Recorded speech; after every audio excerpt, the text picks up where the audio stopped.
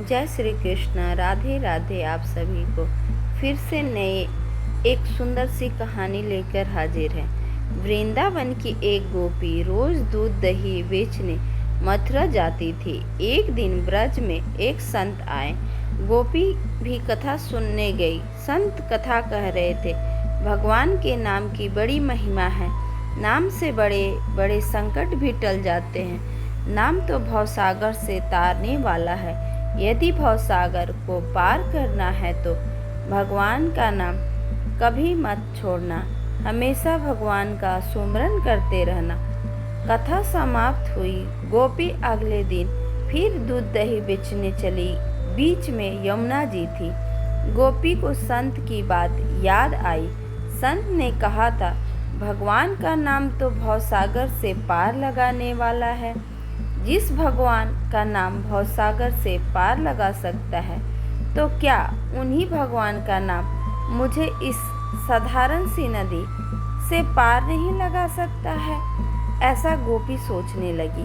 ऐसा सोचकर गोपी ने मन में भगवान के नाम का आश्रय लिया। भोली भाली गोपी यमुना जी की ओर आगे बढ़ गई। अब जैसे ही यमुना जी में पैर रखा तो लगा मानो जमीन पर चली रही है, और ऐसे ही सारी नदी पार कर गई। पार पहुंचकर बड़ी प्रसन्न हुई और मन में सोचने लगी कि संत ने ये तो बड़ा अच्छा तरीका बताया पार जाने का। रोज रोज नाविक को भी पैसे नहीं देने पड़ेंगे। ऐसा वो अपने मन में सुमिरन और सोचने लगी। एक दिन गोपी ने सोचा कि संत ने मेरा इतना भला किया, मुझे उन्हें खाने पर बुलाना चाहिए।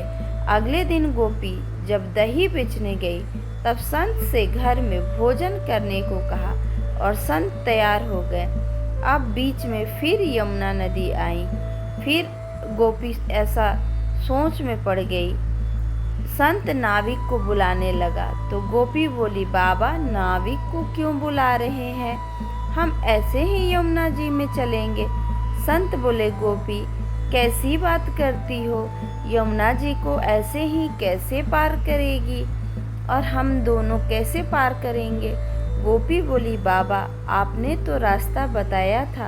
आपने कथा में कहा था कि भगवान के नाम का आश्रय लेकर भवसागर से पार हो सकते हैं। तो मैंने सोचा, जब भवसागर से पार हो सकते हैं तो यमुना जी से पार क्यों नहीं हो सकते? और मैं ऐसी ही करने लगी। इसीलिए मुझे अब नाविक की जरूरत नहीं पड़ती। इस पर बाबा सोच में पड़ते हुए सोचने लगे।